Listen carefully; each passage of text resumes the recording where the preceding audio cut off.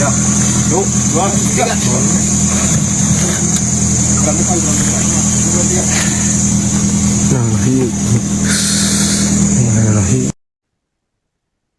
Paman korban Undang Supriyatna mengungkapkan sejumlah hal terkait sosok YA, terduga pelaku pembunuhan siswa SMP di bekas objek wisata Kampung Gajah. Undang menyebut keluarga sejak awal sudah menaruh kekhawatiran terhadap perilaku pelaku, sehingga korban sempat diminta menjauh dan tidak lagi berteman. Undang menceritakan pada hari kejadian 9 Februari, ZA berangkat sekolah seperti biasa. Namun sejak pagi korban tidak kembali pulang ke rumah. Keluarga mulai cemas setelah menerima pesan WhatsApp dari ponsel ZA yang dikirim ke salah satu temannya.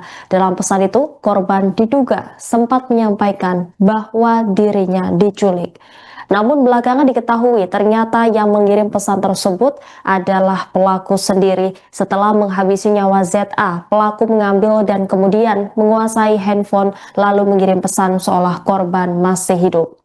Menurut Untung, korban dan pelaku sebenarnya pernah berteman saat masih sekolah di Kabupaten Garut. Saat itu ZA masih kelas 6 SD di Garut, atau dengan satu sekolah dengan YA. Namun Undang menganggap bahwa korban dengan YA bukan sebagai teman. Pasalnya ZA pernah bercerita kerap kali dibully sehingga dipalakin oleh YA. Keluarga ZA bahkan sudah mengultimatum pelaku untuk tidak lagi menemui. Atas kejadian itulah, keluarga memutuskan untuk memindahkan ZA dari Garut ke Bandung. Upaya tersebut juga atas pertimbangan kelakuan YA yang diduga mengalami penyimpangan seksual. Ia menyebut keluarga melarang korban berteman lagi dengan YA karena menilai perilaku pelaku berpotensi berbahaya. Sementara itu, polisi mengungkap pelaku diduga telah merencanakan pembunuhan terhadap korban. Pelaku disebut berangkat dari Garut, membawa senjata tajam yang diduga digunakan untuk menghabisi nyawa ZA. Akibat aksi tersebut, korban meninggal dunia setelah mengalami luka benda tumpul di bagian kepala serta 8 luka tusuk pada bagian perutnya.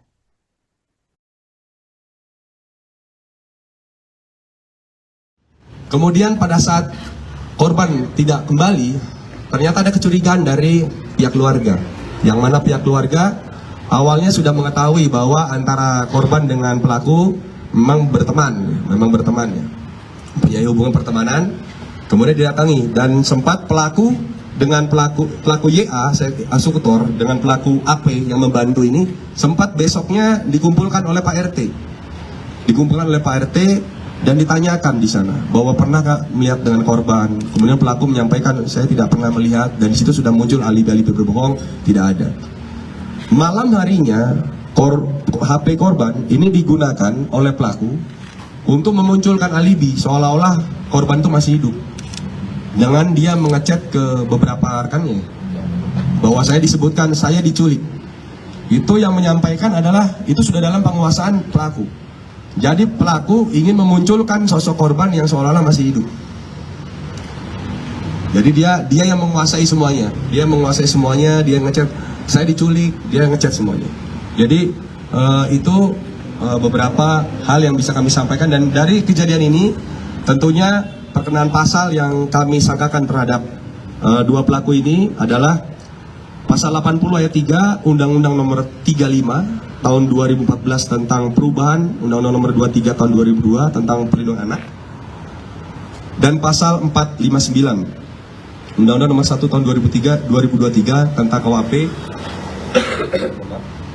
terkait dengan pembunuhan berencana, yang mana ancamannya adalah pidana mati atau penjara seumur hidup atau penjara paling lama 20 tahun. Demikian yang bisa kami sampaikan, silakan. Baik. Antara pelaku dan korban ini memang sudah saling mengenal, bahwa dulu di Garut juga sempat mempunyai hubungan, mempunyai kenal. Kemudian akhirnya korban dipindahkan ke daerah Bandung, dan pelaku akhirnya tetap sering bertemu walaupun jaraknya jauh, tetap bertemu sampai akhirnya pelaku benar-benar sangat kesal dan dendam pada saat korban memang memberikan pernyataan sikap lah kalau sudah tidak berteman lagi lah dengan si pelaku, sehingga itu yang membuat kesal. Akhirnya dia berangkat menuju ke Garut dengan memang niat untuk menghabisi korban, seperti itu. Bang, kalau melihat kronologis ini sepertinya kan dendamnya sangat tinggi, Bang. Apakah memang itu pertemanannya itu seperti yang spesial gitu, Bang, antara pelaku dengan korban itu benar-benar, apakah memang ada hubungan lebih atau seperti apa sebetulnya, Bang? Ya hubungan kakak adik ya, ini hubungan kakak adik. Jadi mungkin ini nanti secara lebih dalamnya kami akan telusuri lebih lanjut dengan beberapa batasan. Kita menghargai bagaimana perasaan keluarga korban pada saat hari ini, atau ini masih dalam keadaan berduka. Intinya bahwa korban itu memberikan pernyataan sikap untuk menghentikan pertemanan dengan pelaku, sehingga pelaku merasa sakit hati dan kemudian juga dendam, akhirnya memutuskan untuk menghabisi korban di Bandung, yang mana harusnya itu sudah dilakukan dari mulai hari Sabtu kemarin, tapi karena pelaku AP ada pekerjaan, akhirnya baru bisa terlaksana hari Senin kemarin, dan baru ditemukan kurang lebih hari Jumat. Berarti kurang lebih ada 5 hari, Senin, Selasa, Rabu, Kamis, Jumat, 5 hari korban di lokasi X Kampung Gajah belum ditemukan oleh siapapun, seperti itu. Artinya, Bang, dari pihak keluarga atau tetangga di sana itu sebetulnya sudah mengetahui ada masalah antara korban dengan pelaku, Bang? Iya, ya seperti itu. Ya seperti itu. Nanti itu mungkin bisa kita tanya lebih lanjut ke pihak keluarga. Tapi yang pasti seketika korban tidak pulang ke rumah, pihak keluarga mencoba untuk mencari ke pelaku. Berarti sudah pernah ada sesuatu. Nanti mungkin supaya nanti tidak terlalu kemana-mana, intinya nanti biar ada pihak keluarga yang bisa menyampaikan itu. Kami dari sisi pihak untuk kaitan penegakan hukum menyatakan bahwa perbuatan pelaku dinyatakan bersalah sesuai dengan perkenaan pasal 80 Undang-Undang Perlindungan Anak dan juga pasal 459 untuk pembunuhan berencana dan juga 458 terkait dengan masalah pasal pembunuhan, seperti itu.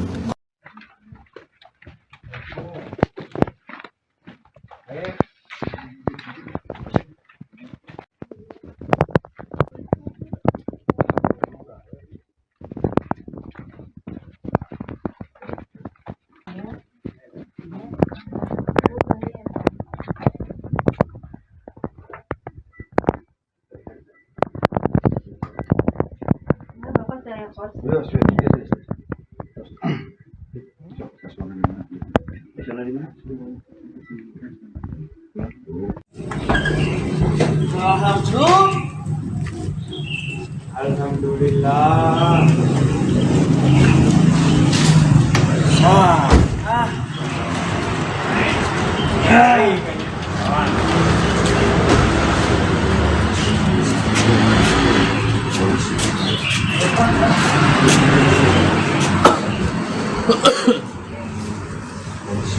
Download Tribun X sekarang, menghadirkan lokal menjadi Indonesia.